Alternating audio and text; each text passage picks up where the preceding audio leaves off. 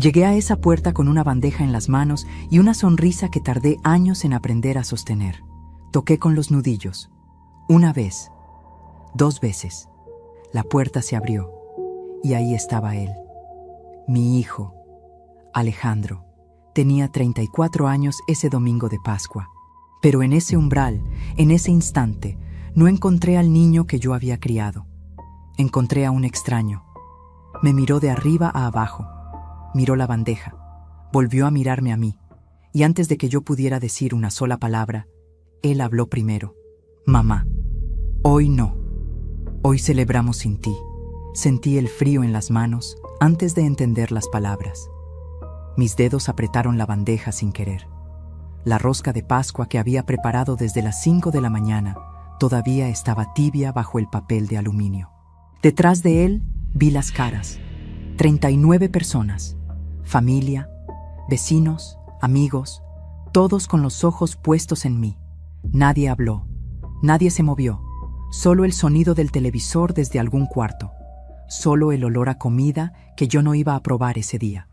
Respiré hondo y me escuché decir, con una voz que no sabía que todavía tenía, «Está bien, hijo». Di media vuelta, bajé los escalones uno por uno y caminé sola por esa calle hasta que las piernas dejaron de temblar. Esa tarde de Pascua, me fui de ese edificio sin que mi hijo supiera que yo había estado allí. Me fui con el corazón roto, pero con algo mucho más poderoso en mi teléfono. La verdad grabada. Lo que Alejandro no sabía era que el lunes por la noche, cuando él golpeara mi puerta creyendo que todavía tenía el control, se encontraría con una madre que ya no era la misma. Pero antes de contarte cómo puse a cada uno en su lugar, te pido algo muy simple. Suscríbete al canal, deja tu me gusta y cuéntame en los comentarios desde dónde me estás viendo. Así puedo seguir compartiendo contigo más historias que llegan al corazón. Mi nombre es Patricia Morales. Tengo 61 años. Vivo sola en la misma casa donde crié a mi hijo. Es una casa pequeña. 2 cuartos, una cocina, un patio donde todavía crece la parra que mi marido Roberto plantó el año que nos casamos. La parra sigue ahí, un poco torcida, igual que yo, pero da uvas todos los veranos sin que nadie se lo pida. Me levanto todos los días a las 6 menos cuarto. No necesito despertador. El cuerpo ya sabe. Lo primero que hago es encender la hornilla del gas y poner el agua para el mate. Mientras el agua calienta, abro la ventana de la cocina, aunque haga frío. Me gusta ver cómo el barrio despierta despacio. El señor Esteban sacando a su perro. La panadera de la esquina poniendo las sillas en la vereda. Los pájaros que cantan sin saber que el mundo tiene problemas. Esos minutos son míos. Solo míos. Durante 40 años trabajé como costurera. Primero en un taller de ropa de mujer a 10 cuadras de casa. Después, cuando el taller cerró, en mi propio cuarto, con mi propia máquina. Cosí vestidos de novia, uniformes escolares, trajes de comunión, polleras, blusas, manteles, cortinas. Cosí de noche, cuando Alejandro dormía para que no faltara nada en esa casa. Cosí cuando me dolían los dedos y cuando me dolía la espalda y cuando me dolía algo que no tiene nombre, pero que todas las madres que trabajan solas conocen muy bien. Alejandro era mi razón. Su padre, Roberto, murió cuando Alejandro tenía 8 años. Un infarto a los 42. Rápido, sin aviso.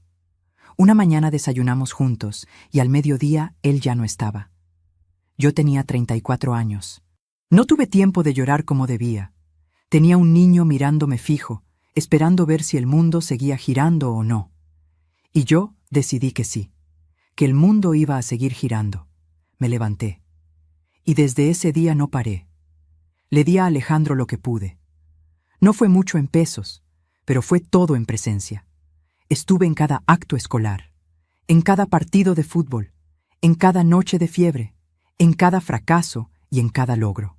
Cuando cumplió 18 años y me dijo que quería estudiar contabilidad, yo ya tenía guardado el dinero para el primer año. Lo había ahorrado cosiendo de noche durante 4 años seguidos. «¿Cómo lo conseguiste, mamá?», me preguntó con los ojos muy abiertos. «Cosiendo», le dije. «Nada más. Se recibió a los 24. Consiguió un buen trabajo. Se compró su propio departamento a los 27. Y a los 29 se casó con Fernanda. Yo estuve en esa boda. Me senté en la primera fila con el vestido azul que me cosí yo misma, con tela que elegí durante semanas. Sonreí en todas las fotos. Abracé a Fernanda con genuinas ganas porque era la mujer que mi hijo había elegido. Y eso me bastaba. Eso me bastaba entonces. Con el tiempo fui notando cosas pequeñas. Las visitas se fueron espaciando.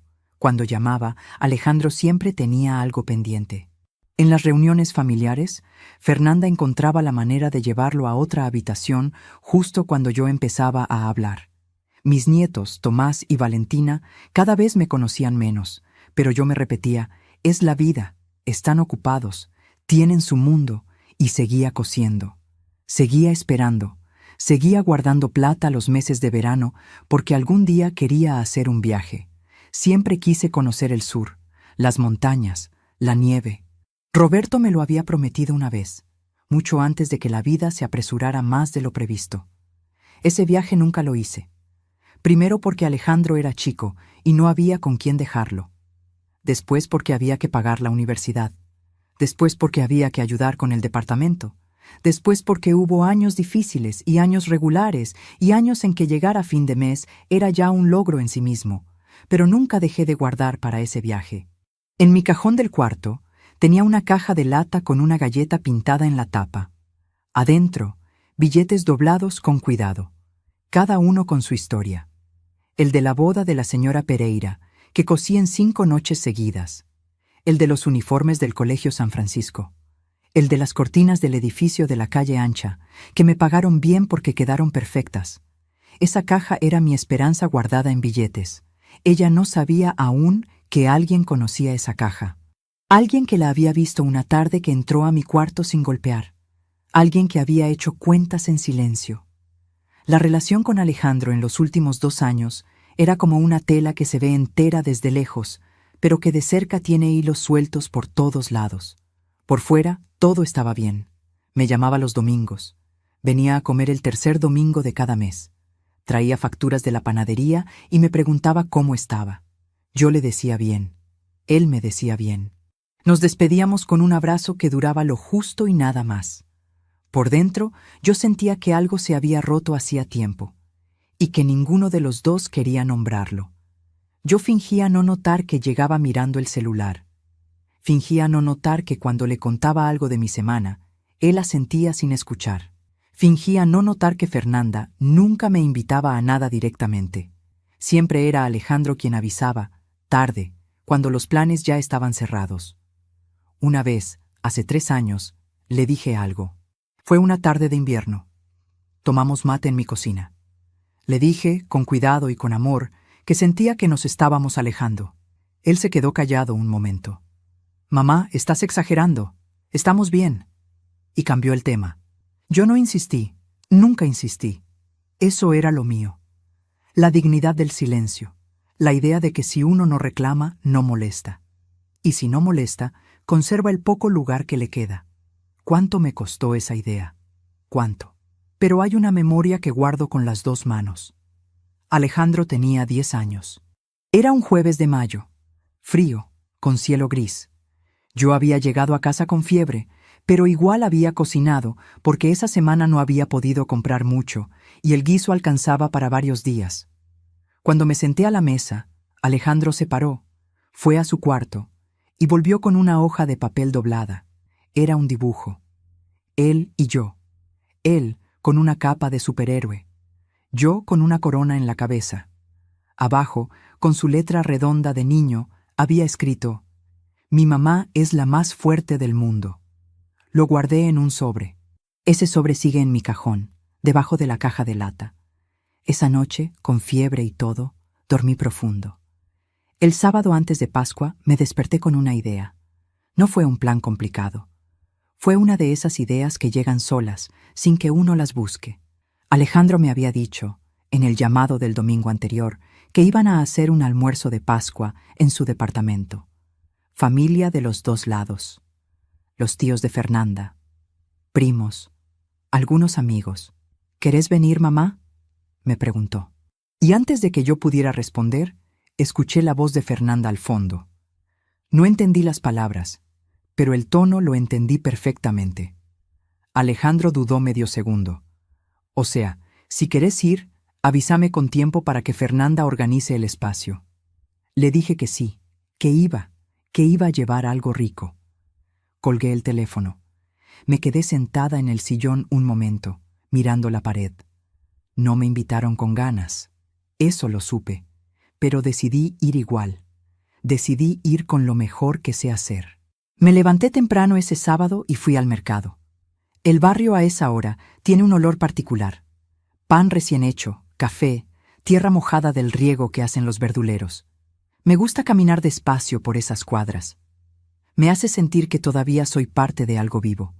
Compré harina, levadura, huevos, manteca, azúcar, esencia de vainilla y frutas abrillantadas. Los ingredientes para una rosca de Pascua, como las que hacía mi madre cuando yo era chica y el mundo todavía parecía ancho. Para pagar, usé parte de los billetes de la caja de lata, no los de los uniformes ni los de la boda. Usé los más nuevos, los que había guardado el mes pasado cuando terminé el ajuar de la señora del edificio amarillo. Mientras guardaba el vuelto en el monedero, no sé por qué, pensé en la caja. Hice mentalmente la cuenta de cuánto había juntado. Eran casi 480,000 pesos. 4 años de guardar de a poco, de no gastar en lo que no era necesario, de elegir siempre lo que dejaba algo para el futuro. Sonreí sola ahí en la verdulería, como una tonta feliz. Pronto iba a tener suficiente para el viaje al sur. Volví a casa y empecé con la masa. Hay algo en el acto de amasar que me ordena los pensamientos. Las manos trabajan solas y la cabeza se despeja. Pensé en Alejandro de chico, pidiendo que lo dejara hundir los dedos en la masa. Pensé en Roberto robando un pedazo antes de que estuviera cocida y riéndose cuando yo lo retaba. Pensé en mis nietos, Tomás y Valentina, que hacía meses no veía. Ese pensamiento dolió. Tomás tenía 9 años. Valentina, 6. Estaban creciendo y yo me los estaba perdiendo sin saber bien cómo había pasado.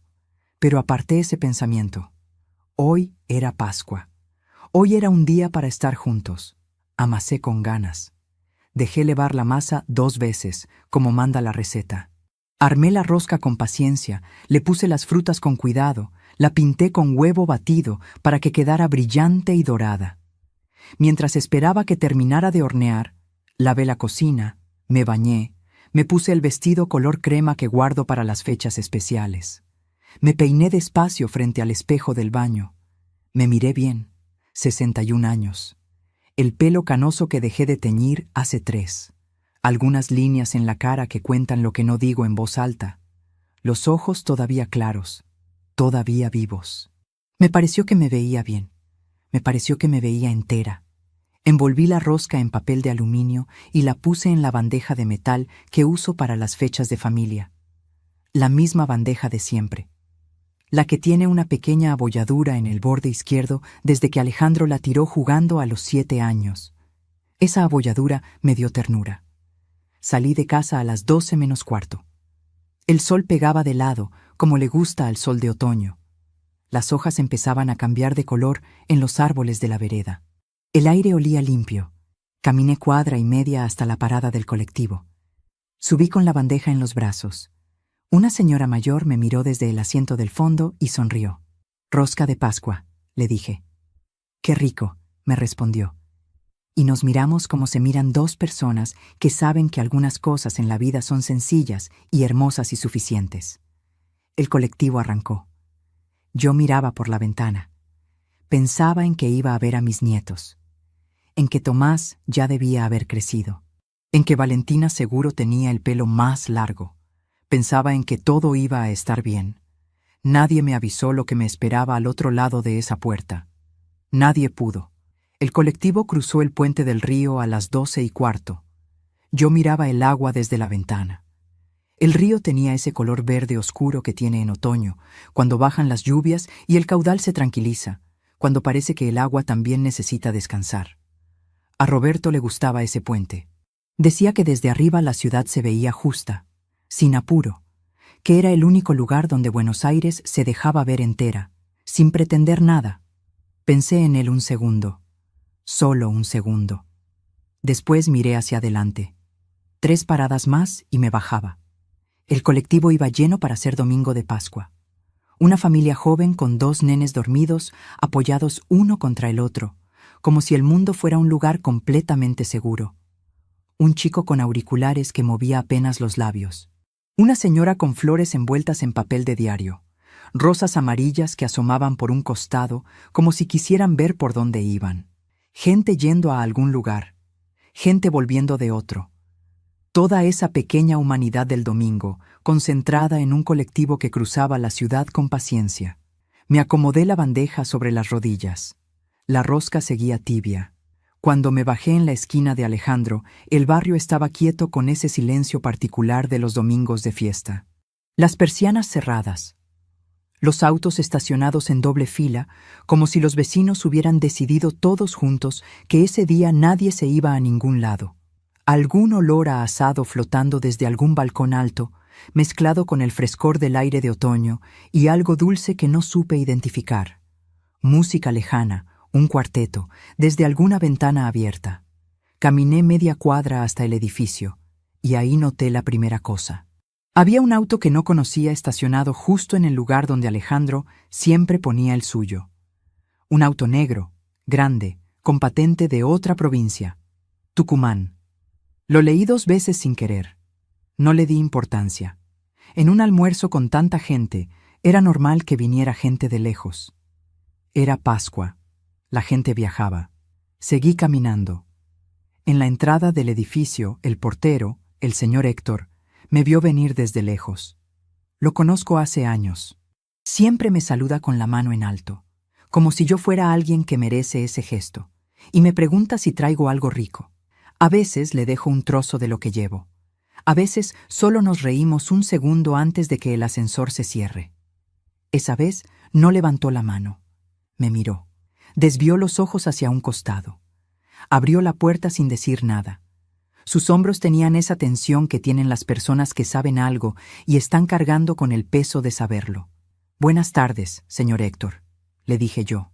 «Buenas tardes», respondió. Mirando el piso, pensé, estará cansado. Es domingo, le habrán tocado horas extra. O habrá tenido una mañana difícil. Los porteros cargan con más de lo que la gente imagina. Bajé del departamento de Alejandro con la bandeja temblando en mis manos. Sus palabras, hoy no, todavía me zumbaban en los oídos. Estaba cruzando el hall para irme de ese lugar para siempre, cuando una mano me agarró del brazo con fuerza. Era Carmen. Mi comadre Carmen. Tenía el rostro pálido y el delantal puesto. Me miró con una urgencia que me detuvo en seco. Antes de que yo pudiera decir nada, ella me hizo una señal de silencio y me arrastró hacia el cuarto de los medidores, una pequeña sala al costado del hall. «Cállate y vení», me susurró. Yo no entendía nada, pero el terror en sus ojos me obligó a obedecer. Mi comadre Carmen, 64 años. El pelo blanco recogido en un rodete apretado.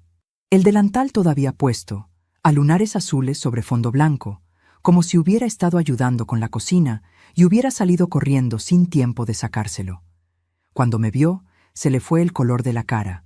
No poco, todo. En un segundo, Carmen pasó de ser la mujer activa y firme que yo conozco de 30 años, la que organiza, la que resuelve, la que siempre tiene una mano libre para ayudar, a ser alguien que parecía estar viendo algo que no debería estar ocurriendo. Algo que la asustaba y la aliviaba al mismo tiempo. Sus manos se levantaron solas, me hicieron señas. «Rápido, cállate. Vení. Carmen, ¿qué? Cállate, Patricia». Su voz era un susurro, pero tenía el peso de un grito.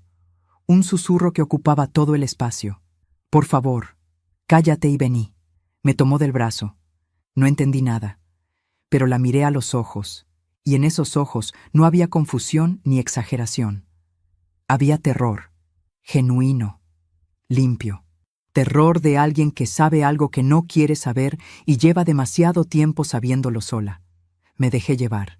Carmen me metió al cuarto de los medidores y cerró la puerta con cuidado, despacio, como si el sonido de un clic pudiera romper algo. Adentro olía a humedad y a pintura vieja y a ese polvo particular que acumulan los lugares donde nadie entra a propósito. Había una sola lamparita encendida, amarilla y parpadeante, que daba una luz más parecida a una advertencia que a una iluminación. Nos quedamos las dos de pie en ese espacio pequeño, yo con la bandeja todavía en las manos, ella con las manos apretadas una contra la otra, como rezando o como impidiendo que le temblaran, o las dos cosas. «¿Qué está pasando?», le pregunté en voz muy baja. Carmen abrió la boca. La cerró. Respiró hondo, de esas respiraciones que se hacen cuando hay que ordenar el aire antes de ordenar las palabras. «Patricia». Hizo una pausa larga, el tipo de pausa que tiene peso propio. «Hay cosas que llevo tiempo sabiendo, cosas que no supe cómo decirte, cosas que me comen por adentro desde hace meses y que me quitaron más de un sueño.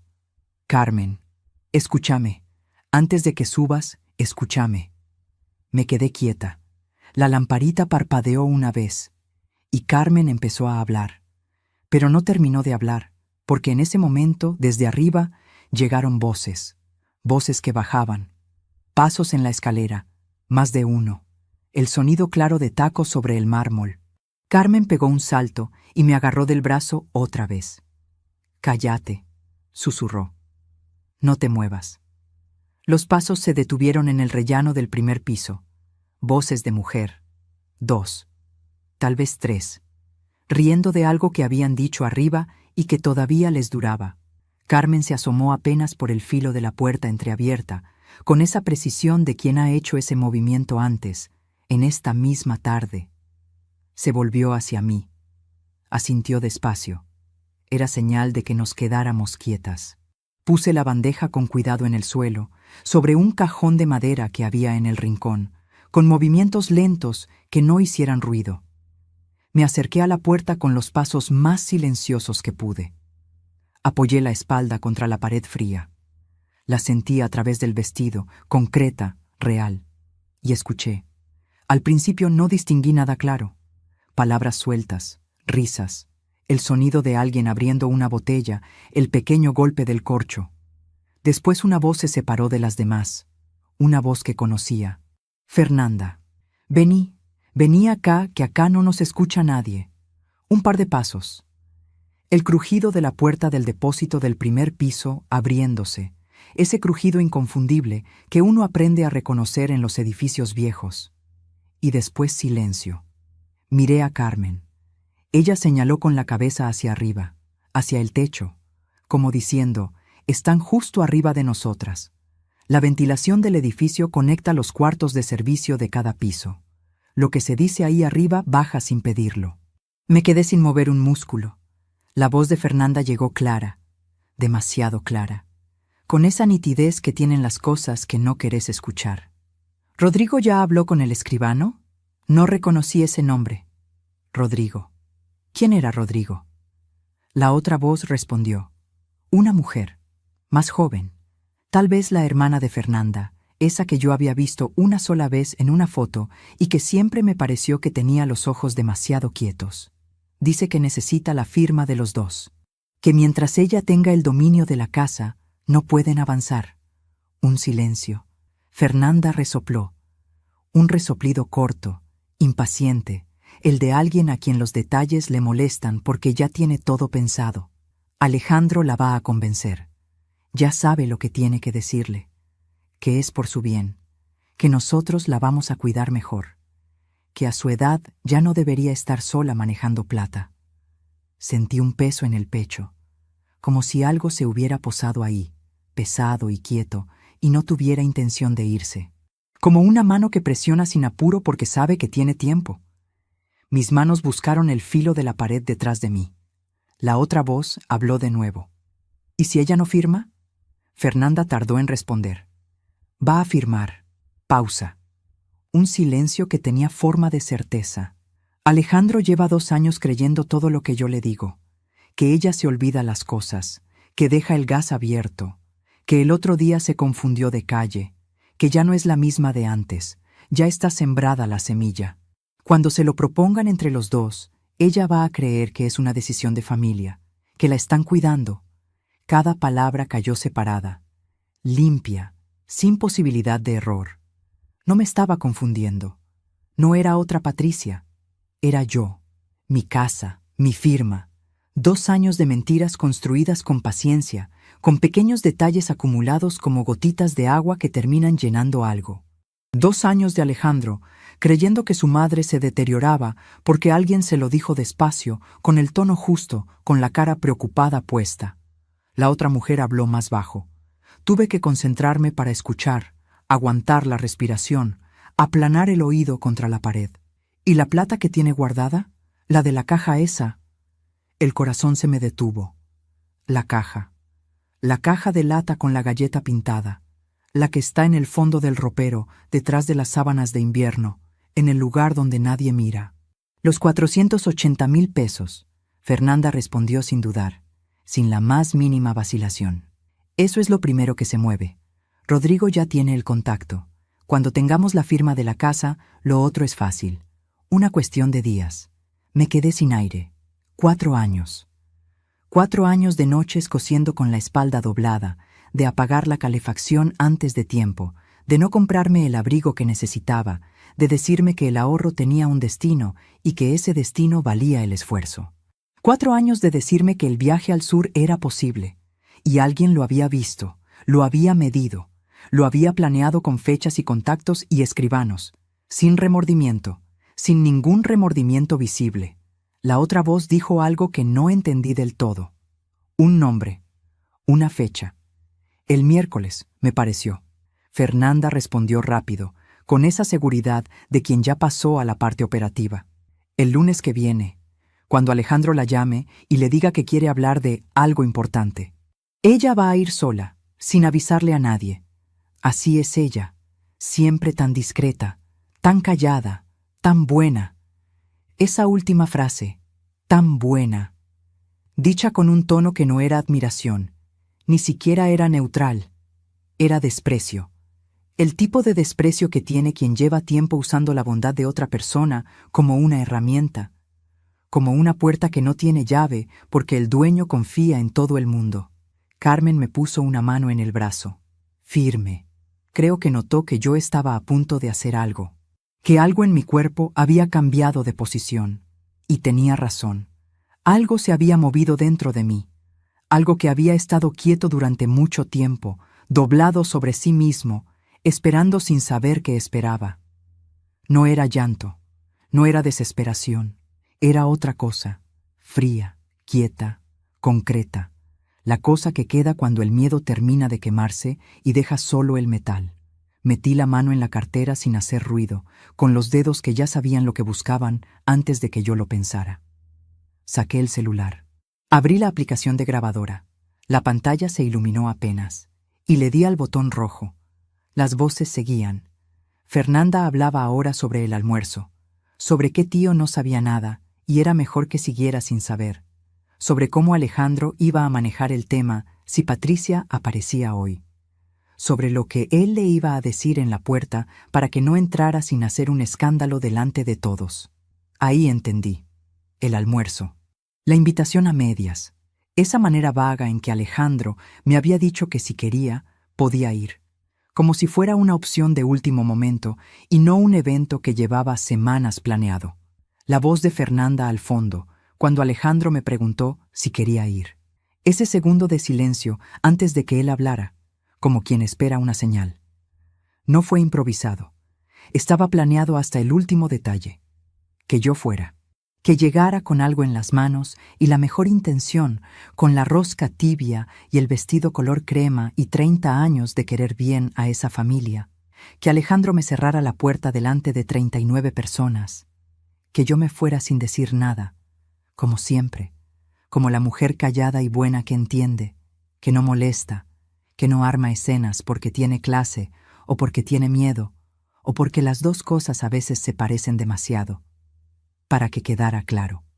Para que los que estuvieran ahí vieran que Patricia Morales ya no tenía lugar en esa familia, que la habían despedido sin papeles, en un domingo de Pascua, con aplausos y risas de fondo.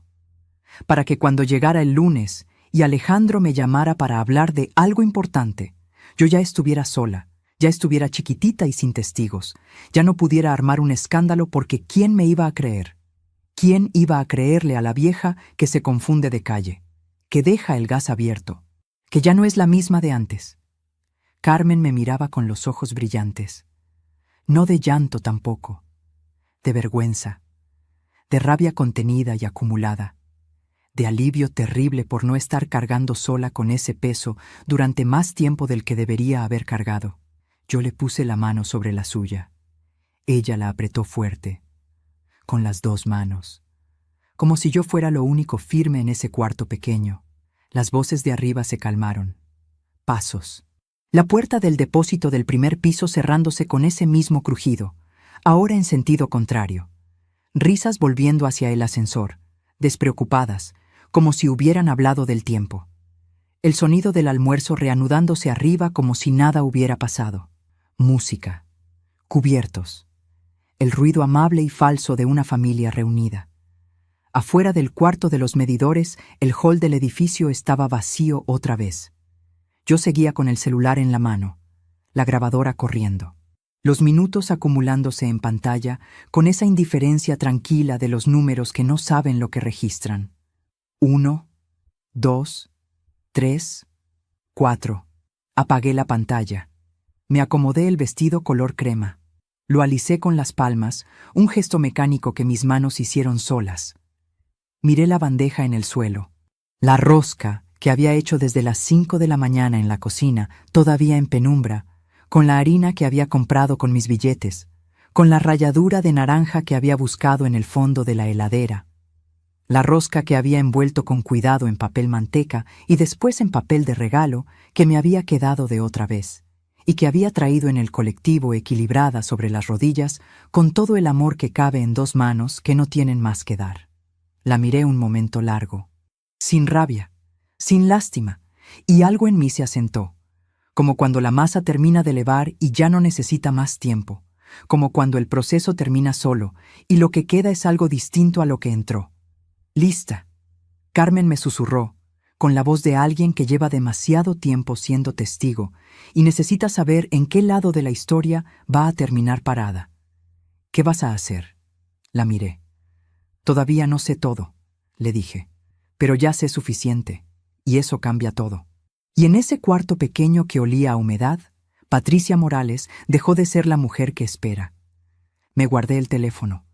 La rosca de Pascua, que tanto amor me había costado, se quedó allí, fría. Carmen me ayudó a salir sin ser vista. Esa noche no dormí, pero no fue de tristeza, sino planeando mi próximo movimiento. Tenía que ser rápida, porque, como dijo Fernanda, el lunes por la noche Alejandro vendría a mi casa con su mentira preparada. Pero yo ya lo estaría esperando con mi abogado y una cautelar. Esperamos 20 minutos más. Carmen asomaba la cabeza cada tanto, con la precisión silenciosa de alguien que ha aprendido a moverse sin ser vista. El señor Héctor pasó una vez por el hall con un trapo en la mano, miró hacia el cuarto de los medidores y siguió de largo sin cambiar el paso. No dijo nada.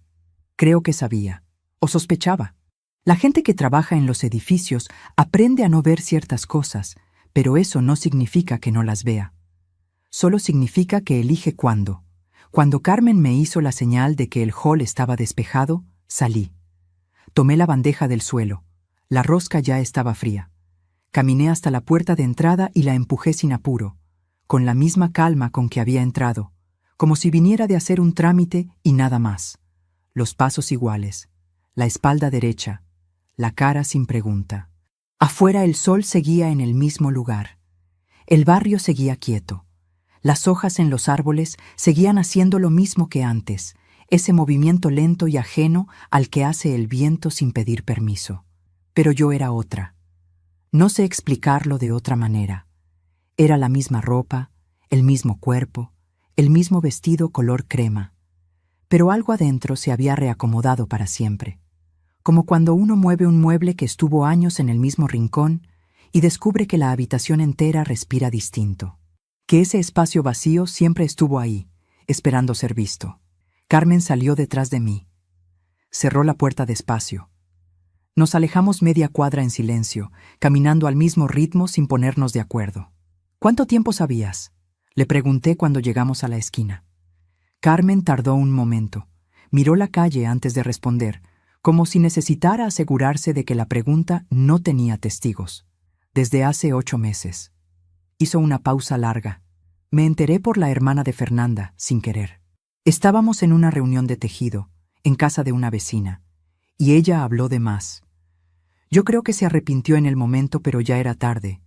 Ella no sabe que yo sé. Y yo no supe cómo decírtelo a vos, Patricia. Te juro que lo intenté 3 veces. Las 3 veces cerré la boca porque me daba miedo hacerte daño sin tener todo claro. Porque sin pruebas es la palabra de una contra la de otros, y en esas batallas la que pierde es siempre la que tiene menos gente del lado. La miré. ¿Y ahora?, le dije. Ahora tenés la grabación. Ahora hay algo concreto, algo que no depende de lo que alguien recuerda o de cómo lo interpreta. Asentí. Prométeme algo, le dije. Lo que sea. Que no le decís nada a nadie todavía, ni a Alejandro, ni a ningún familiar, hasta que yo decida qué hacer y cuándo. Carmen me miró fijo, sin dudar. Te lo prometo. Antes de irme me acordé de algo. El auto negro de afuera, le dije. El de patente de otra provincia. ¿Sabes de quién es? Carmen dudó apenas un segundo. Apenas. Es de Rodrigo, el cuñado de Fernanda, el que mencionaron arriba. ¿Tiene algo que ver con propiedades? ¿Con escribanías? Es corredor inmobiliario. Pausa. Y tiene antecedentes. Nada grande que haya llegado a juicio, pero los tiene. Una vez intentó hacer algo parecido con una señora mayor del barrio de ellos. Captarle la firma de un departamento con la excusa de administrarle los bienes. No llegó a nada porque la señora murió antes de que pudieran avanzar. Lo dejé asentarse. Cada dato era una pieza que encajaba en su lugar con esa precisión incómoda de las cosas que ya eran verdad antes de que uno las supiera. Saqué el celular. Fotografié la patente del auto negro. La imagen quedó clara, nítida, con la luz del mediodía que no dejaba lugar a dudas. Guardé el teléfono. Gracias, Carmen, le dije. Y caminé hacia la parada del colectivo con la bandeja en los brazos y la grabación en el bolsillo. Y algo nuevo, pequeño pero sólido, instalándose en el centro del pecho. El colectivo tardó 12 minutos. Me senté en el último asiento, el que da a la ventana del fondo, ese que uno elige cuando necesita que nadie le hable. Puse la bandeja sobre las rodillas. Miré el vidrio sin ver nada particular. El barrio desfilando. Las casas, los árboles. La gente en la vereda, con sus domingos de Pascua cargados en bolsas y en caras. Mi cabeza ya estaba trabajando. Nombres, fechas. La voz de Fernanda diciendo el lunes que viene. La voz de Fernanda diciendo tan buena. El dato de la caja. Los 480,000 pesos. 2 años de mentiras cosidas despacio para que Alejandro creyera que su madre se estaba perdiendo, que ya no era confiable, que necesitaba que la salvaran de sí misma. Necesitaba a alguien con quien pensar. Alguien que conociera la situación, que me dijera qué era real y qué era miedo, que me ayudara a ver el camino sin que el dolor me nublara el juicio y me hiciera actuar demasiado rápido o demasiado despacio. Solo había una persona. Carmen vivía a 7 cuadras de mi casa. Para cuando el colectivo me dejó en mi barrio, ella ya había llegado caminando por el camino corto. La encontré esperándome en la vereda con 2 tazas de té en las manos, todavía con el delantal puesto, como si hubiera llegado corriendo y no hubiera tenido tiempo ni de cambiarse. No dijo nada. Me abrió la puerta de su casa. Entramos. La cocina de Carmen es igual a la mía, pero al revés. El mismo tipo de mesa, las mismas sillas de madera con el respaldo alto, la misma ventana que da al patio. Solo que en el patio de ella hay un limonero enorme que en verano da más limones de los que puede usar, y que en otoño tiene esas hojas amarillas que caen sobre las baldosas y hacen que el piso parezca una pintura. Nos sentamos. Las tazas entre las dos, el vapor subiendo en el silencio. «Contame todo otra vez», dijo Carmen. «Desde el principio, con calma, sin saltear nada». Y yo conté. Lo conté despacio, con orden, como si ordenar las palabras fuera también una manera de ordenar lo que había pasado. La voz de Fernanda, el nombre de Rodrigo, la caja, los 480,000 pesos, la estrategia de hacerme parecer una mujer que se olvida las cosas, que deja el gas abierto, que se confunde de calle. La paciencia con que habían construido esa imagen durante 2 años. Carmen escuchaba sin interrumpir, con la taza entre las manos y los ojos fijos en la mesa. Cuando terminé, tomó la taza con las 2 manos. ¿La grabación es clara? ¿Se escuchan bien las voces? Clarísimo. ¿Hay alguna posibilidad de que sea una conversación sin intención real? ¿Algo que se malentienda? La miré. Carmen. Nombraron la caja, nombraron el dinero, nombraron el lunes, nombraron a Rodrigo con su contacto y su plan. No hay forma de malentender eso. Ella asintió. ¿Alejandro sabe todo esto? ¿O él también es una víctima? Esa pregunta me detuvo un momento. Era la pregunta que más dolía, porque no tenía una sola respuesta posible. Pensé en su cara en la puerta, el gesto estudiado, la frialdad calculada de alguien que practica una conversación antes de tenerla. Pero también recordé la voz de Fernanda diciendo: «Lleva 2 años creyendo todo lo que yo le digo». Esa frase sonaba a alguien que se enorgullece de haber engañado a 2 personas, no a una. «No lo sé», respondí con honestidad. «Puede que él crea de verdad que me está protegiendo. Puede que Fernanda lo haya convencido de que soy yo quien tiene un problema y que actuar así es cuidarme. La gente puede creer cosas muy convenientes si alguien se las sirve bien. ¿O puede que sepa y lo haga igual? Puede. No lo sé todavía». Carmen asintió de nuevo, sin juzgar, sin empujarme hacia ninguna respuesta. «Entonces lo primero es protegerte a vos, antes de pensar en él. Antes de pensar en lo que él sabía o no sabía. Sí, la casa está a tu nombre únicamente. Sí, siempre estuvo a mi nombre. Roberto la escrituró a mi nombre antes de morir porque decía que los hombres se van antes, que las mujeres quedan, que el techo tiene que ser de quien se queda». Los ojos de Carmen se suavizaron apenas. «Bien». Pausa. «La caja todavía está en tu cuarto». «Sí. Lo primero es sacar esa plata del cajón. Hoy mismo. Llevarla a un lugar seguro. Una cuenta a tu nombre, solo tuyo. Sin tarjeta asociada a nadie más. Que quede un registro bancario con fecha de hoy. Que quede claro que vos manejás tu dinero con plena conciencia y plena voluntad». Asentí. «Lo segundo», continuó Carmen, «es ir a ver a alguien que entienda de estas cosas. Un abogado. No el del barrio que conoce a todo el mundo y que el lunes ya le contó a alguien lo que le contaste el viernes. Uno que no tenga ninguna relación con Fernanda ni con su familia. Alguien externo y profesional. ¿Y la grabación? La grabación la guardás en más de un lugar. En el teléfono, sí. Pero también la mandás a un correo tuyo, a mi correo, a cualquier correo que no sea el de Alejandro. La multiplicás. La haces imposible de perder. Ya lo pensé. Y no le decís nada a Alejandro todavía». Carmen me miró fijo, con esa manera suya de mirar que no tiene margen para el rodeo. «¿Podés hacer eso? ¿Podés verlo y no decirle nada?» Lo pensé. Era una pregunta real. No era retórica. Era la pregunta que separaba el plan de la reacción.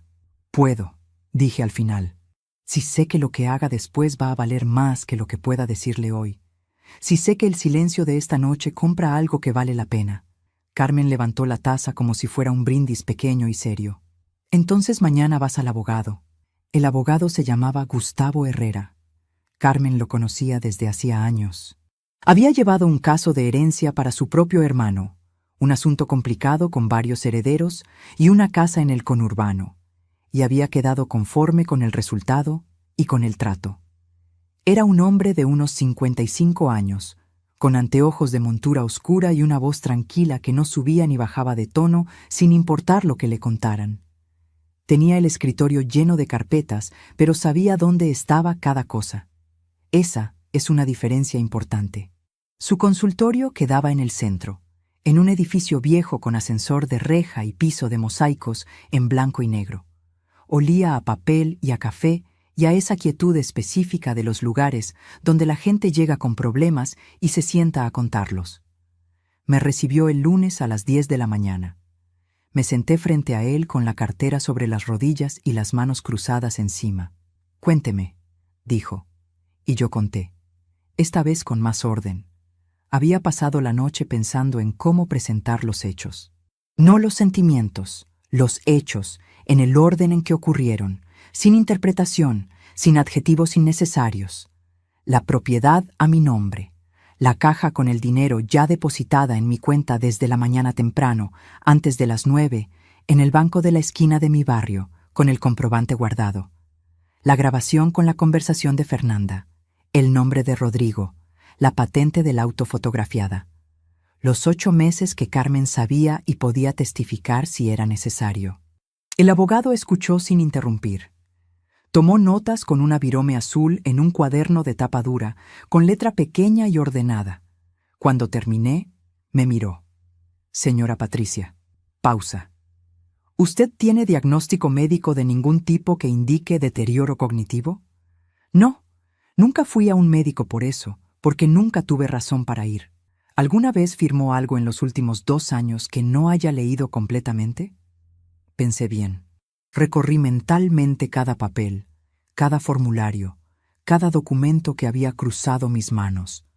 No, nunca firmo nada sin leer. Es un hábito de toda la vida. Bien. Cerró el cuaderno. Lo que usted describe tiene un nombre jurídico. Se llama captación de herencia con manipulación familiar. No es un delito fácil de probar en todos los casos, pero en el suyo hay elementos concretos que otros casos no tienen. Respiré. Lento. La grabación es el elemento más valioso, continuó, apoyando los codos sobre el escritorio. Dependiendo de la legislación aplicable, puede ser usada como prueba de intención. No siempre como prueba directa en un juicio, pero sí como respaldo sólido para una denuncia formal y para iniciar una cautelar. ¿Cautelar? Una medida legal que protege su propiedad. Básicamente, le ponemos una traba al inmueble para que nadie pueda iniciar trámites de transferencia sin su consentimiento expreso y con supervisión judicial. Hizo una pausa, dejando que la información aterrizara antes de continuar. Nadie va a poder quitarle esa casa mientras esa medida esté vigente. Ni con su firma, porque cualquier firma suya en esas condiciones quedaría bajo revisión automática. Sentí que algo en el pecho se aflojaba. Una tensión que había estado ahí tanto tiempo que ya no la reconocía como tensión. ¿Cuánto tiempo lleva a hacer eso? Si usted me autoriza hoy, presento el pedido esta semana. La traba puede estar efectiva en 5 a 7 días hábiles. Hágalo. Él asintió, sin apuro, con la calma de quien ha dicho esa frase muchas veces y sabe lo que viene después. En cuanto a la señora Fernanda y al señor Rodrigo, siguió. Con la grabación podemos iniciar también una denuncia por tentativa de defraudación. No es garantía de condena, pero genera un expediente, un antecedente formal. Y eso cambia la situación completamente para ellos. Saben que hay un proceso, saben que están siendo observados. Eso solo ya detiene a mucha gente. ¿Y mi hijo? El abogado me miró con una expresión que no era juicio ni lástima. Era algo más neutro. La expresión de alguien que ha visto esto antes y sabe que no hay una respuesta que no duela. Su hijo es mayor de edad. Si participó con conocimiento pleno de los hechos, podría tener responsabilidad. Si fue manipulado como sostiene la conversación grabada, no. Eso se va aclarando con el proceso, con las declaraciones, con lo que aparezca. Pausa. Pero eso no es lo que tenemos que resolver hoy. Hoy lo que resolvemos es protegerla a usted. Asentí. Una cosa más, dijo. El dinero que depositó esta mañana. Guarde el comprobante. La fecha importa. Muestra que usted actuó con plena capacidad y criterio propio antes de que cualquiera pudiera argumentar lo contrario.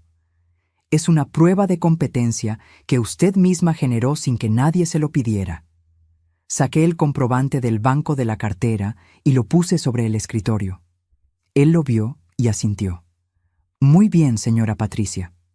Una pequeña sonrisa, discreta, la de alguien que se permite un solo segundo de calidez dentro de la formalidad. Usted ya hizo la mitad del trabajo. Salí del consultorio a las 12 menos cuarto. Afuera, el sol había subido. La calle del centro estaba llena de gente yendo al mediodía, con ese ritmo específico del lunes que ya encontró su velocidad de crucero.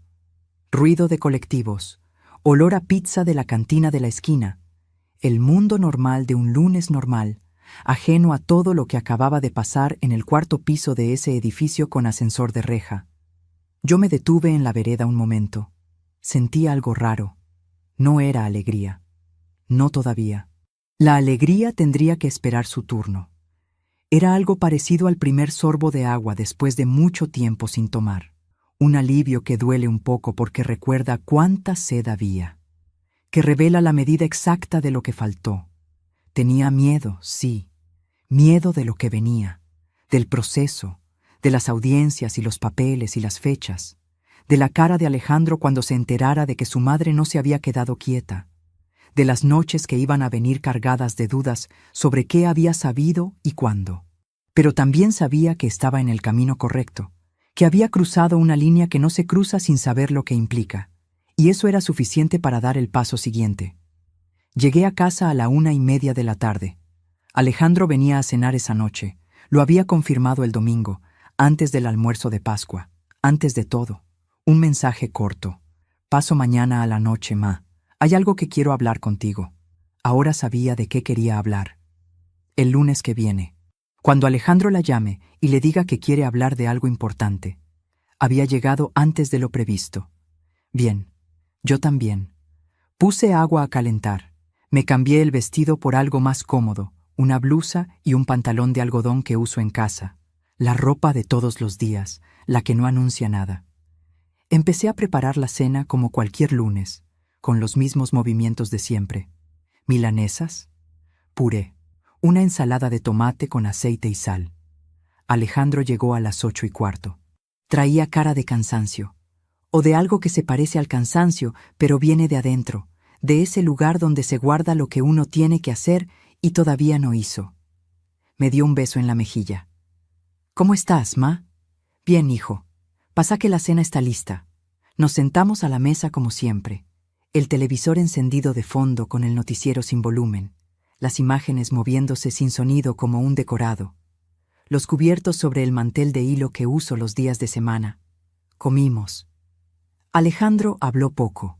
Más de lo que habla cuando está tranquilo, menos de lo que habla cuando tiene algo urgente. Me preguntó si había hecho algo el domingo, después de que él me había dicho que no fuera al almuerzo.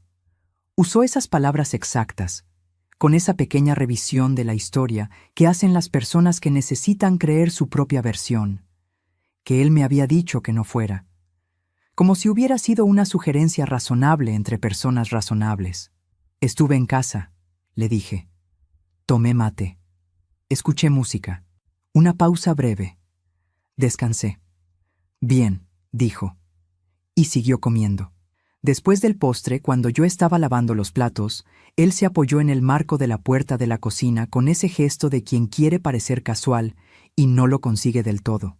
Ma, el tema del que te quería hablar. Pausa. Es sobre la casa.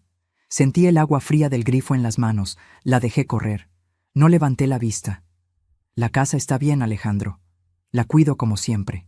No es eso. Pausa más larga. La de alguien que está leyendo un discurso que practicó. Es que hay cosas que Fernanda y yo estuvimos hablando. Sobre el futuro. Sobre lo que te conviene a vos a esta altura de la vida. Sobre tener más apoyo, más acompañamiento. Terminé de enjuagar el plato. Lo sequé despacio con el repasador, sin prisa, cada centímetro. Lo guardé en su lugar exacto en la alacena. Después me di vuelta y lo miré. Lo miré como se mira a alguien, a quien se conoce muy bien, y se está conociendo de nuevo al mismo tiempo. Qué bueno que pensás en mí, hijo. Le dije con una voz tranquila que no sabía que podía sostener tan bien, tan quieta, tan sin grietas. Pero no te preocupes esta noche. Estás cansado. Lo hablamos con tiempo. Él me miró un segundo, buscando algo en mi cara, una fisura, una señal de alarma, algo que le confirmara que el plan seguía intacto. No encontró nada que le diera señal. Sí, dijo al final. Con tiempo. Se fue a las 9:30. Me quedé parada en el centro de la cocina. Escuché sus pasos bajar la escalera, uno por uno, con ese ritmo que reconocería entre 1000. Escuché el portón de la calle cerrarse con el golpe metálico de siempre. Escuché el motor del auto encenderse y alejarse hacia la noche. Y recién entonces, en el silencio completo de mi cocina, me permití un momento. Solo uno. Me apoyé en la mesada con las 2 manos. Sentí el mármol frío debajo de las palmas. Cerré los ojos. Respiré profundo una vez. 2 veces. 3. Lento, hasta el fondo, como quien vacía algo para poder llenarlo de otra cosa. Dejé que pasara todo lo que no había podido dejar pasar en los últimos 2 días. El portazo de esa puerta. Las 39 caras. La voz de Fernanda diciendo tan buena con ese tono que no era un elogio sino una llave que habían copiado sin pedirme permiso. La caja de lata, los billetes doblados con cuidado, el viaje al sur que todavía no había hecho y que ahora, por primera vez en 2 días, volvía a sentirse posible. Los ojos me ardieron, pero no lloré. No esa noche. Esa noche no había tiempo para llorar. Abrí los ojos, fui al cuarto. Saqué el sobre con el dibujo de Alejandro de chico del cajón, el papel amarillento, el trazo grueso de crayón, la figura desproporcionada de una mujer con el pelo largo. Mi mamá es la más fuerte del mundo. Lo miré un momento largo. Lo volví a guardar con cuidado, doblado en el mismo lugar donde había estado siempre. Me metí en la cama, y antes de apagar la luz, me dije en voz muy baja, como quien hace una promesa pequeña pero verdadera, del tipo que no necesita testigos para ser real. Vas a estar bien, Patricia. Vas a estar bien. Apagué la luz. Y esa noche, contra todo pronóstico, dormí. La notificación llegó un jueves. El abogado Herrera me llamó a las 9 de la mañana para avisarme. Había algo distinto en su tono. Más directo, sin la cortesía protocolar de las llamadas anteriores.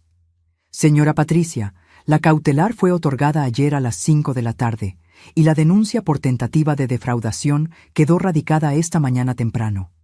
Pausa breve. A esta hora, tanto su hijo como la señora Fernanda y el señor Rodrigo ya fueron notificados por el juzgado. Cerré los ojos un segundo.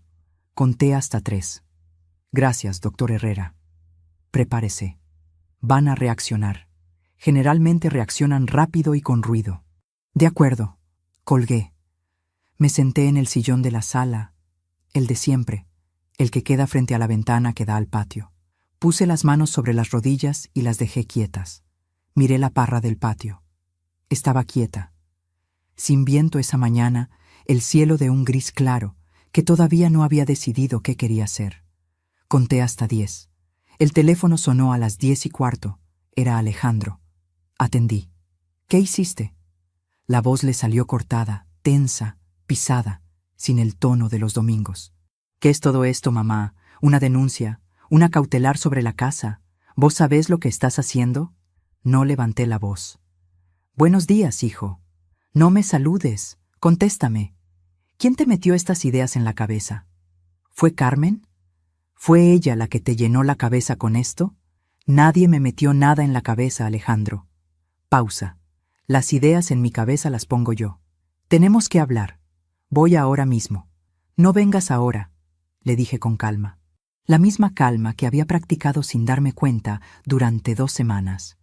Cuando estés tranquilo, hablamos. Yo no me voy a ningún lado. Silencio al otro lado. El tipo de silencio que tiene temperatura. Fernanda está llorando, dijo. La voz ya con otro tono. Ya con la amenaza mezclada con algo parecido a la presión doméstica, a la culpa como herramienta. Dice que no entiende nada, que vos siempre tuviste algo contra ella, que esto es una locura de una señora que está sola y asustada. Alejandro. ¿Qué? Grabé la conversación. Silencio. Un silencio largo, distinto al anterior. Este tenía otra textura, como cuando algo sólido se rompe adentro y los pedazos todavía no terminaron de caer. Escuché su respiración cambiar, hacerse más lenta, más cuidadosa. ¿Qué conversación?, preguntó al final. pero la voz ya no tenía la misma fuerza. Era una pregunta que sabía que no debía hacer. «Ya lo vas a saber todo», le dije. «Por los canales correctos, con el abogado presente». Colgué. El teléfono volvió a sonar 4 veces en la siguiente hora. 3 de Alejandro. Una de un número desconocido que después supe que era Rodrigo. Un número de otra provincia. El mismo hombre del auto negro, llamando como si tuviera algún derecho a hacerlo. No atendí ninguna. A las 12 llegó un mensaje de Alejandro. Corto, duro, con las palabras apretadas como quien escribe desde la rabia y no desde el pensamiento. Decía que yo estaba destruyendo la familia, que los chicos iban a crecer sabiendo que su abuela los había separado, que Fernanda estaba con el médico por los nervios y que todo esto era mi responsabilidad. Lo leí despacio. 1 vez, 2 veces. Lo guardé. Lo mandé al correo del abogado Herrera con una sola línea. Para el expediente. Esa tarde, Alejandro apareció en la vereda. No tocó el timbre. Se quedó parado afuera en la vereda angosta, mirando la ventana del living con las manos en los bolsillos, como cuando era adolescente y volvía tarde y no sabía cómo entrar. Yo lo vi desde adentro. Lo observé un momento sin moverme, desde el filo de la cortina. Después salí. Me paré en la puerta. No lo invité a entrar. Me quedé en el umbral, con el marco del lado de adentro. Tenía el rostro desencajado. Los ojos rojos, no de llanto, sino de algo que se parece más al agotamiento de quien estuvo peleando con algo interno toda la mañana, y no ganó ni perdió. Solo se cansó. Tenía los hombros caídos, ese hundimiento específico de quien ya no sostiene el peso de una decisión que tomó. «Mamá», dijo. «Por favor, ¿qué querés decirme, Alejandro? Que esto se puede arreglar». Buscó mis ojos con urgencia, como si encontrarlos fuera encontrar una salida. Que si cometí errores, los puedo corregir. Que los chicos te necesitan. Que yo te necesito. Respiré. «¿Sabías lo de la caja?», le pregunté directamente. Sin rodeo. Sin preparación. Abrió la boca. La cerró.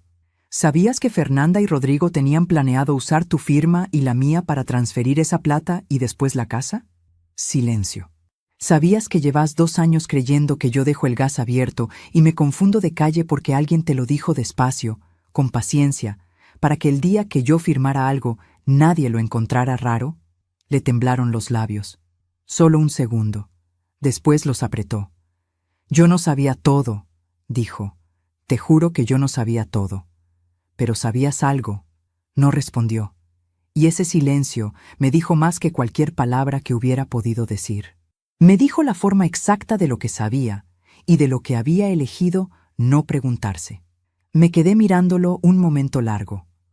Una parte de mí, la parte que lo había visto caminar con medias por mi cocina a los 6 años y cantar canciones que no tenían letra porque se las inventaba mientras comía, quería bajar los escalones y abrazarlo. Quería decirle que no importaba, que lo perdonaba, que íbamos a arreglarlo juntos, como siempre habíamos arreglado las cosas. Pero otra parte, la que había pasado 2 días con el corazón frío y los ojos abiertos en un cuarto que olía a humedad y a pintura vieja, sabía que ese camino era el mismo de siempre. El camino de la mujer callada y buena que no molesta a nadie y termina sola firmando cosas que no debería firmar. «Alejandro», dije, «esto ahora tiene un proceso. Hay un abogado, hay un juzgado, hay fechas y documentos. Todo lo que tengas que decir, lo decís ahí, con la debida forma». «¿Me estás tratando como a un desconocido?» «Te estoy tratando como a un adulto». Pausa larga y quieta. «¿Qué es lo que sos? Di media vuelta». Entré a casa, cerré la puerta. Esa noche Carmen vino a tomar mate. Se sentó en la misma silla de siempre, la que queda junto a la ventana que da a la calle, y puso el mate entre las dos sin preguntar si quería. Le conté lo de la vereda. «¿Estuviste a punto de ceder?», me preguntó sin juzgar, con la voz de alguien que pregunta porque necesita saber la verdad, no porque quiera una respuesta en particular. «Sí», admití. «Un momento, solo uno. Cuando lo vi con los hombros así. Es normal, Patricia. Es tu hijo. 30 y tantos años de quererlo no se apagan por decreto. Lo sé, pero cediste otras veces. Pausa. Y el resultado está grabado en tu teléfono. Lo dejé asentarse. Esa frase tenía el peso exacto que necesitaba. No más. Seguí, dijo Carmen. Lo que empezaste, lo terminás. Después de que esté todo resuelto, decidís qué hacer con él, qué querés reconstruir y qué no. Pero ahora, seguís adelante. La miré. Tenía razón, como casi siempre. Los días que siguieron fueron largos de una manera particular. No de angustia, sino de proceso, de pasos concretos que van uno detrás del otro, aunque uno no tenga ganas de darlos, aunque el cuerpo pida parar y el corazón pida otra cosa. El abogado Herrera presentó las pruebas ante el mediador judicial designado para la causa. La audiencia se fijó para un miércoles, 14 días después de la notificación. 14 días que yo conté sin contarlos, ocupándome de lo que había que ocuparse cada mañana. En ese tiempo, Rodrigo intentó comunicarse 2 veces más. Mensajes al teléfono de Carmen, no al mío, lo cual decía algo sobre lo que sabía y lo que calculaba. En uno de esos mensajes, Rodrigo ofrecía llegar a un acuerdo extrajudicial y mencionaba una cifra. Herrera me explicó sin dramatismo que esa oferta era, en sí misma, un reconocimiento implícito de responsabilidad, que la gente inocente no ofrece cifras para zanjar malentendidos. Fernanda no se comunicó directamente conmigo. Alejandro mandó 3 mensajes más durante esas 2 semanas, cada uno con un tono diferente, como si fueran escritos por personas distintas que habitaban el mismo cuerpo. Uno de rabia, uno de apelación a los nietos. El último, 2 días antes de la audiencia, fue diferente a todos los anteriores. No tenía rabia, no tenía presión. Decía simplemente: «Mamá, vi la grabación. El abogado me la mostró como parte del expediente. No tengo palabras». Lo leí varias veces. Cada vez que lo leía, buscaba en esas palabras algo que me dijera si era un inicio o un cierre. Si era un hombre que empezaba a entender o un hombre que entendía y seguía eligiendo mal. No respondí. El miércoles de la audiencia amaneció nublado, con ese cielo bajo de otoño que no amenaza lluvia, pero tampoco promete sol. Me vestí con el traje gris que usé el día que Alejandro se recibió. Siempre me pareció que ese traje me pone derecha, que tiene algo en el corte que le dice al cuerpo cómo pararse. Me peiné con cuidado, el pelo recogido, sin apuro. Me puse los aretes de perla que eran de mi madre. Pequeños, redondos, sin ornamento innecesario. Me miré en el espejo un momento antes de salir.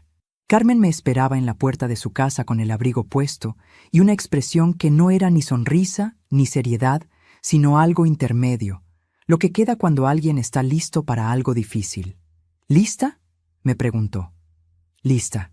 Fuimos juntas en remis hasta el edificio del juzgado.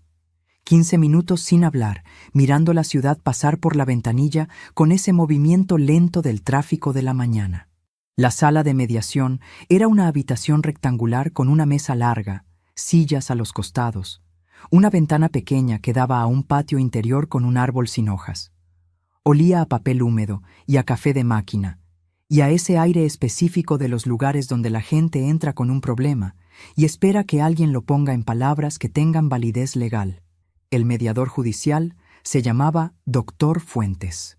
Un hombre de unos 60 años, pelo canoso recortado, mirada directa que no se demoraba en ningún lugar más de lo necesario. No era cálido ni frío, era preciso. El tipo de precisión que se aprende después de décadas oyendo versiones contradictorias de la misma historia. Del otro lado de la mesa estaban Fernanda, Rodrigo y el abogado de ellos.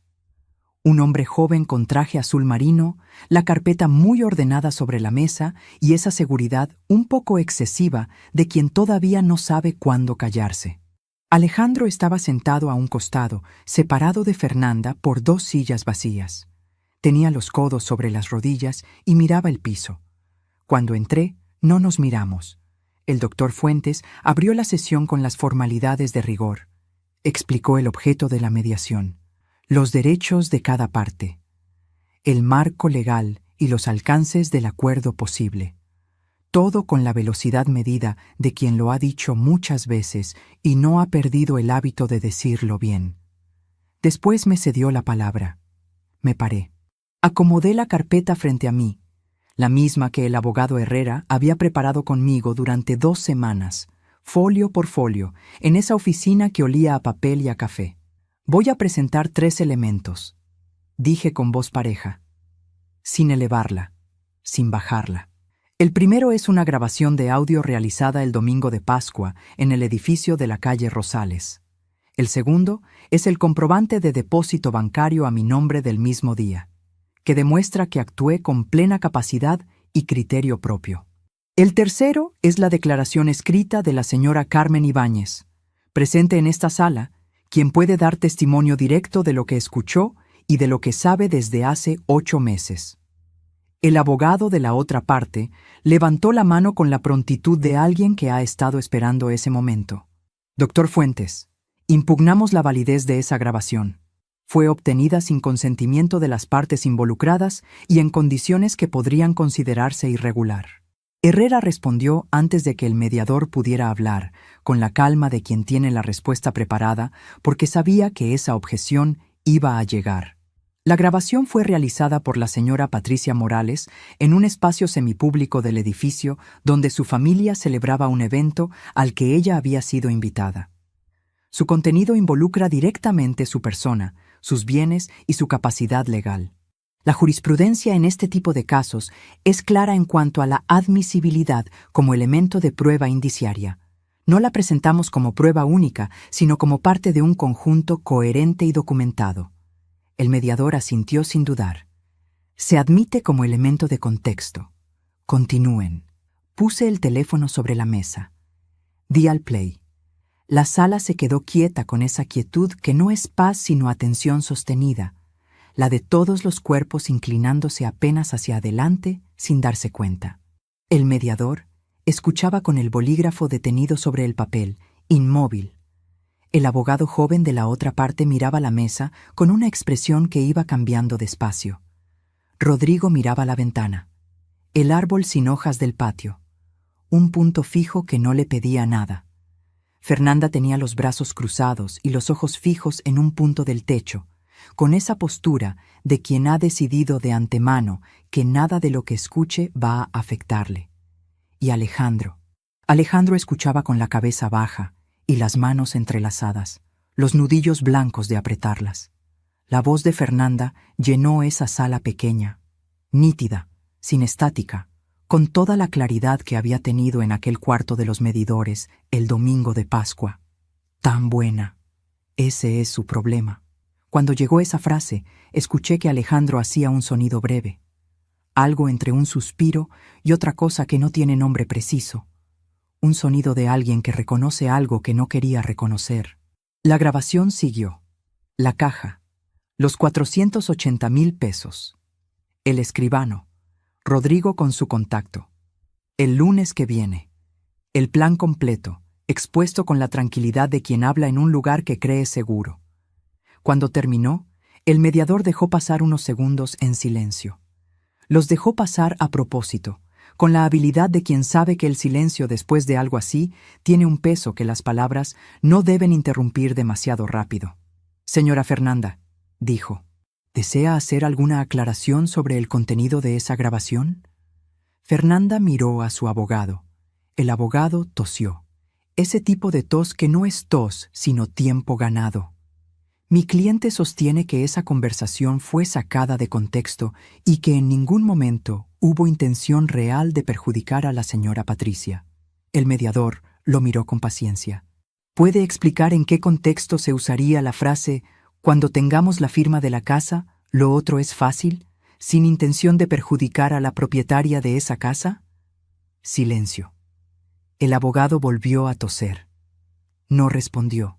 Carmen tomó la palabra después. Se paró despacio, con la compostura de alguien que ha tenido 8 meses para preparar lo que iba a decir, aunque nunca hubiera querido tener que decirlo. Habló despacio, con las manos sobre la mesa, sin elevar la voz. Contó lo que sabía desde hacía 8 meses. La conversación con la hermana de Fernanda en esa reunión de tejido. Los comentarios sobre la caja, sobre el dinero, sobre los planes para la propiedad, el peso que había cargado sola todos esos meses sin saber cómo hablar. Cuando terminó, el mediador anotó algo en su cuaderno con cuidado. Rodrigo pidió hablar. Se movió en la silla como quien necesita hacer algo con el cuerpo porque no puede hacer nada más. Herrera objetó que Rodrigo no era parte directa del vínculo familiar involucrado, y que su presencia en la causa era precisamente el objeto de la denuncia por tentativa de defraudación. El mediador le dio la razón sin titubeos. Rodrigo cerró la boca. El abogado joven intentó un último argumento con menos convicción que al principio, como quien lanza una carta que ya sabe que no alcanza. Dijo que la señora Patricia mostraba signos de aislamiento social y que las preocupaciones de la familia eran legítimas y provenían del afecto. Me paré antes de que Herrera pudiera responder. No porque no confiara en él, sino porque esta parte era mía. Con todo respeto, dije mirando al mediador con la voz quieta que había aprendido a sostener. El comprobante de depósito bancario que está en el expediente muestra que el lunes siguiente al domingo de Pascua, antes de las 9 de la mañana, fui sola al banco, abrí una cuenta nueva a mi nombre y deposité el dinero de mi caja con plena claridad y pleno criterio. Pausa breve. Eso no lo hace una mujer que se confunde de calle. El mediador sostuvo una pequeña sonrisa que controló enseguida, con el profesionalismo de quien sabe que una sonrisa tiene consecuencias en ese tipo de salas. El abogado joven dejó de hablar y bajó la mirada hacia su carpeta muy ordenada. El doctor Fuentes pidió un cuarto intermedio de 20 minutos. Salí al pasillo con Herrera y Carmen. El corredor olía a café viejo y a los mismos mosaicos de siempre. «¿Cómo va?», le pregunté. Herrera me miró directo. «Señora Patricia, va muy bien». Cuando retomamos, el mediador habló durante 10 minutos con esa precisión suya de usar exactamente las palabras que se necesitan y ninguna más. Resumió los hechos probados.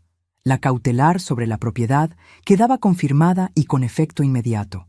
La denuncia por defraudación continuaría su curso en sede penal con las pruebas presentadas como respaldo. Rodrigo tendría que responder formalmente ante el juzgado correspondiente en un plazo de 30 días. Fernanda quedaba notificada de que cualquier intento futuro de influenciar, condicionar o gestionar los bienes de la señora Patricia Morales sería considerado agravamiento de la causa en curso. Escuché cada palabra. Las fui acomodando adentro, una por una, con cuidado. Como quien guarda billetes doblados en una caja de lata, como quien sabe el valor exacto de lo que está guardando. Cuando el mediador terminó, firmé los documentos que Herrera me indicó. Cada firma despacio, clara, entera, sin apuro. Guardé mi copia en la carpeta, me paré. Carmen me apretó el brazo sin decir nada. Herrera me extendió la mano. «Fue un placer representarla, señora Patricia». Le estreché la mano con firmeza, con las 2 manos. Los ojos me ardieron, pero no era tristeza, no era alivio tampoco, o no solo eso, era algo más ancho, más hondo, la sensación de haber llegado a un lugar después de un camino largo que no se eligió pero que se caminó igual. Antes de salir, me detuve. Alejandro seguía sentado en su silla, en el mismo lugar de antes, como si no hubiera podido encontrar el momento de ponerse de pie. Fernanda ya estaba de pie cerca de la puerta, hablando en voz baja con su abogado, con una urgencia que ya no tenía a quién convencer. Rodrigo había salido rápido apenas terminó la sesión, sin mirar a nadie, con esa prisa de quien necesita distancia entre él y lo que acaba de ocurrir. Me acerqué a Alejandro. Él levantó la vista despacio, como si el movimiento le costara. Tenía los ojos de alguien que había pasado 2 semanas sin dormir bien, escuchando en loop algo que no quería terminar de escuchar. La cara de alguien que había leído una grabación y no había podido dejar de leerla, de buscarle salida, de buscarle otra explicación que no llegaba. Me miró como cuando era chico y había hecho algo mal, y sabía que yo lo sabía y esperaba, con toda la confianza desproporcionada de los hijos, que yo dijera algo que lo salvara. Esta vez no dije eso. Me quedé parada frente a él un momento, sin prisa. Después, en voz baja, muy baja, Con la voz que se usa para las cosas que no necesitan testigos para ser verdad, le dije: yo te cosí los años más importantes de tu vida para que tuvieras todo. Eso no te lo saco. Eso fue mío, y fue real, y lo volvería a hacer. Hice una pausa. Pero lo que pasó en esa puerta el domingo de Pascua, delante de 39 personas, y lo que vino después, eso también fue real. Y eso también lo sé. Alejandro abrió la boca. Mamá, cuando estés listo para hablar en serio, dije con la misma voz quieta. Ya sabes dónde vivo. Eso no cambia. Di media vuelta. Caminé hacia la puerta sin apresurarme.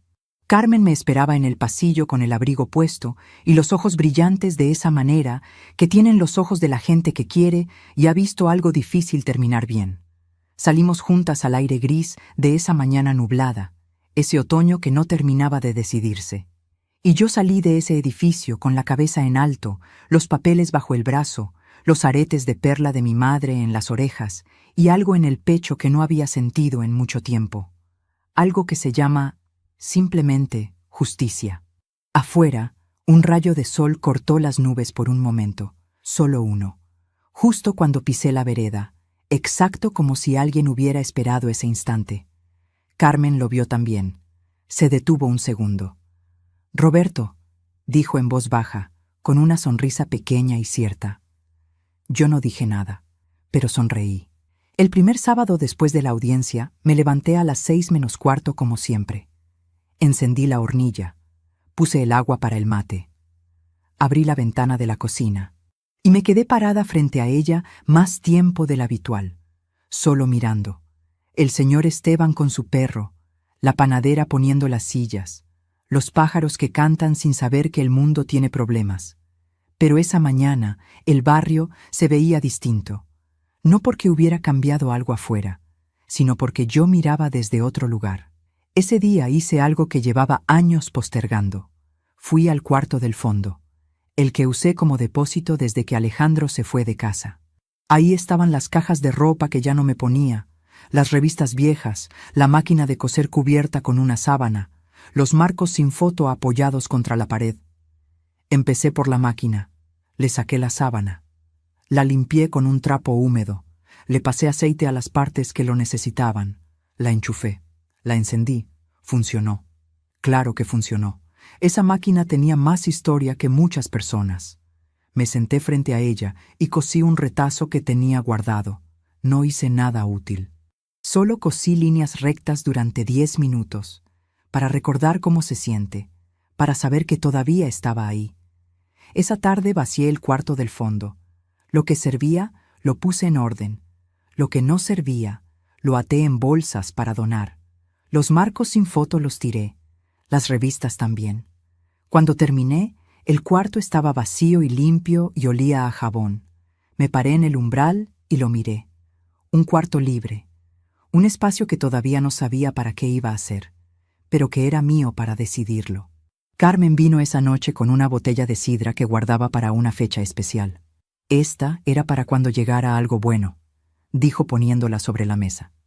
¿Y llegó?, le pregunté. Me miró con una expresión que mezclaba el cariño de 30 años con algo parecido al orgullo. Llegó hace rato, dijo. Solo que vos todavía no te habías dado cuenta. Brindamos en la cocina, con los vasos de todos los días, sin ceremonia. La sidra estaba fría y dulce, y tenía el sabor exacto de las cosas que se merecen. Un par de semanas después supe, por el abogado Herrera, que Rodrigo había sido formalmente citado a declarar en sede penal, que el expediente seguía su curso, que el auto negro de patente foránea no había vuelto a aparecer por el barrio de Alejandro, y que Fernanda había pedido ella misma una mediación familiar con Alejandro, no para hablar conmigo, sino porque las cosas entre ellos ya no eran lo que habían sido. Cuando el abogado me contó eso, no sentí satisfacción. Sentí algo más tranquilo, algo parecido a la certeza de que las cosas encuentran su lugar, aunque uno no las empuje. La recuperación no fue una línea recta. Eso lo quiero decir con honestidad, porque sería fácil contarlo como si un día me hubiera levantado nueva y todo hubiera quedado atrás. No fue así. Hubo noches que me desperté a las 3:59 de la madrugada con el corazón acelerado. Noches en que el silencio de la casa pesaba de una manera particular. Noches en que pensaba en Tomás y Valentina, mis nietos, y me preguntaba cuándo los iba a volver a ver. Si los iba a volver a ver. Esas noches no tenían respuesta fácil. Me levantaba, calentaba leche, me sentaba en la cocina oscura y dejaba pasar. Hubo una tarde de mayo en que encontré en el fondo de un cajón de la alacena un imán de heladera con la foto de Alejandro de niño en la playa. Tenía 8 años, los brazos abiertos, los dientes de leche todavía sin terminar de cambiar, sonriendo a algo que estaba fuera del cuadro. Me quedé mirándolo mucho tiempo. No lo tiré. Lo puse en el cajón de la mesita de luz, con el sobre del dibujo. Porque el dolor y el amor a veces viven en el mismo cajón. Y no hay nada malo en eso. Lo malo sería confundirlos con la misma cosa. Un miércoles de junio, la señora del kiosco de la esquina me invitó a un taller de tejido que empezaba en el centro comunitario del barrio. «Yo no sé tejer», le dije. «Nadie sabe cuándo empieza», me respondió ella. Fui. El taller era los miércoles a las 4 de la tarde. Una habitación con sillas en ronda, agujas de distintos tamaños, lanas de colores apiladas en una canasta de mimbre. La coordinadora se llamaba Marta y tenía la paciencia de alguien que eligió ese trabajo con convicción. Las primeras semanas hice puros puntos torcidos. No importó. Lo que importó fue que los miércoles a las 4 yo tenía un lugar a donde ir. Gente con quien hablar de cosas distintas. Manos ocupadas. Y la cabeza, por primera vez en mucho tiempo, sin dar vueltas. Una tarde, tejiendo un punto que Marta me había enseñado 2 veces porque no me salía, me di cuenta de algo. No lo pensé con palabras largas. Fue solo una sensación clara, como cuando uno encuentra el equilibrio en algo que venía haciendo mal. Me di cuenta de que durante años yo había creído que quedarme callada era una manera de cuidar a los demás. Que no reclamar, no molestar, no exigir, era una virtud, una forma de amor. Pero no era amor, era miedo. Miedo a que si yo pedía demasiado, perdía lo poco que tenía, y el resultado de ese miedo estaba grabado en mi teléfono. Tan buena. Ese es su problema. Me prometí algo ese miércoles de junio, con las agujas en la mano y la lana enredada en los dedos, que de ahí en adelante iba a hablar cuando tuviera que hablar, que iba a pedir cuando tuviera que pedir, que iba a ocupar el espacio que me correspondía sin pedir permiso para estar en él. No con rabia, sin rabia, sino simplemente porque era mi derecho, porque a los 61 años, con toda la historia que cargo, me lo había ganado. El miércoles siguiente llegué al taller con un ovillo de lana azul que había comprado yo sola. Marta lo vio y sonrió. «¿Para quién es?», me preguntó. «Para mí», dije. Y fue la primera vez en mucho tiempo que esa respuesta me sonó completamente natural. Lo que pasó en agosto no lo busqué. Simplemente llegó. Hubo una exposición de tejidos en el centro comunitario. Cada participante del taller ponía una pieza. Yo puse la bufanda azul que había tardado 6 semanas en terminar. No era perfecta. Tenía un punto suelto en el extremo derecho que Marta me había dicho que dejara porque le daba carácter. La exposición era un sábado a la tarde. Vine con Carmen. Había vecinos, familias, algunos chicos corriendo entre las mesas. El olor a medialunas que alguien había traído. Luz de la tarde entrando por las ventanas grandes. Una señora se detuvo frente a mi bufanda. La miró un momento largo. Después buscó la etiqueta con mi nombre. «¿Patricia Morales?», dijo en voz alta. Me di vuelta. Era una mujer de unos 65 años. Pelo gris cortito, anteojos con marco rojo, una sonrisa amplia y directa que se nota inmediatamente honesta. «Soy Beatriz», dijo. «Me quedo con la bufanda si me enseñas a hacer ese punto del extremo». Me reí. Una risa real, de esas que salen solas. «Ese punto salió mal», le dije. «Por eso me gusta», respondió ella. Beatriz vivía a 10 cuadras del barrio. Había llegado al centro comunitario ese día porque su nieta participaba en otra actividad. Era maestra jubilada. Tenía una tertulia de lectura los viernes en su casa con otras 4 mujeres. ¿Lees?, me preguntó. Leía más cuando era joven, dije. Ahora menos. Los viernes a las 6, dijo. Si querés venir, venís. Si no, no pasa nada. No lo pensé mucho. Voy, dije. Carmen me miró con una expresión de satisfacción discreta que solo las amigas de 30 años saben poner. Empecé a ir los viernes. La tertulia era en la sala de Beatriz, con libros apilados en todos los estantes y una tetera siempre lista sobre la mesa. Leíamos una novela por mes. La discutíamos sin apuro, con las tazas en la mano, diciéndonos lo que pensábamos sin miedo a estar equivocadas. Eran 5 mujeres distintas, con historias distintas, con cicatrices distintas y con una cosa en común. Todas habían llegado a cierta edad y habían decidido, de una manera u otra, que todavía había cosas por vivir. Con ellas aprendí algo que nadie me había enseñado en 61 años, que empezar de nuevo no significa olvidar lo que pasó. Significa elegir qué llevar y qué dejar. En septiembre, el abogado Herrera me llamó para decirme que la causa penal contra Rodrigo avanzaba y que era probable que llegara a una resolución formal antes de fin de año, que la cautelar sobre mi casa seguía vigente, que mis derechos estaban protegidos. Colgué el teléfono. Fui al patio. La parra estaba en ese momento del año en que las hojas se ponen del color del cobre. Roberto siempre decía que era la mejor época, que en otoño las cosas muestran lo que son de verdad. Me senté en la silla de hierro que está bajo la parra desde que tengo memoria. Cerré los ojos. Escuché los pájaros, el colectivo a lo lejos, la radio del vecino, el sonido ordinario y perfecto de una tarde de septiembre en un barrio que me conoce y al que yo conozco. Pensé en el viaje al sur. El dinero seguía en la cuenta, intacto, a mi nombre. Abrí los ojos, saqué el teléfono. Entré a la página de una agencia de viajes que Beatriz me había recomendado. Busqué las montañas del sur, las que Roberto me había prometido, las que yo me había prometido a mí misma durante 4 años de noches cosiendo. Había un viaje en noviembre, 10 días. Los lagos, la nieve, los bosques. Una posada pequeña con desayuno incluido y guías que llevan grupos chicos. Lo miré durante un momento largo. Después llamé a Carmen. ¿Tenés pasaporte en regla?, le pregunté cuando atendió. Silencio corto. Sí. ¿Por qué? Porque siempre quise conocer el sur, dije. Y ya no tengo ninguna razón para seguir esperando. Hay una mañana que voy a guardar para siempre. Fue en noviembre, 4 días después de haber llegado al sur. Me levanté antes que nadie en la posada. Me abrigué bien. Salí al camino que bordeaba el lago. El aire era frío y limpio de una manera que no existe en la ciudad. El lago estaba quieto, gris, enorme. Los cerros con nieve en las cimas reflejándose en el agua como si el mundo tuviera 2 pisos.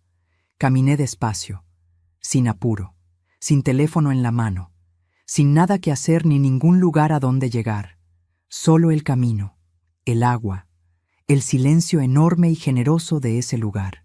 Pensé en la Patricia de hace un año, la que fue a tocar una puerta con una bandeja en las manos y una sonrisa aprendida, la que escuchó 3 palabras en un umbral y se fue sola por la calle sin decir nada, la que pasó décadas creyendo que quedarse callada era la única manera de conservar lo que amaba.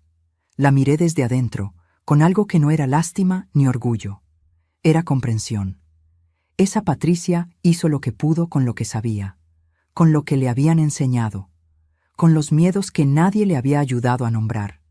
Y cuando la vida le puso todo enfrente de una sola vez, esa Patricia no se derrumbó. Agarró el teléfono y grabó. A los 61 años aprendí algo que vale la pena decir en voz alta, que la confianza ciega no es virtud. Es una puerta abierta para quien no la merece. Que callar para no molestar tiene un costo que uno no ve hasta que ya está muy caro.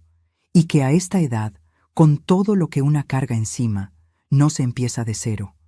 Se empieza desde la experiencia, desde las manos que saben coser, desde las noches que se sobrevivieron, desde la fuerza que nadie puede quitarle a una mujer que decidió, finalmente, ocupar el espacio que siempre fue suyo. Esa mañana junto al lago, saqué del bolsillo del abrigo un billete doblado, el último que me quedaba de la caja de lata. Lo había guardado a propósito, uno solo, para este momento, aunque no sabía entonces que este momento iba a existir. Lo sostuve un segundo entre los dedos. Después lo guardé de vuelta. No lo tiré, porque no era el fin de nada. Era el inicio de otra historia. Si esta historia te llegó al corazón, escribínos en los comentarios y contanos desde dónde nos estás viendo.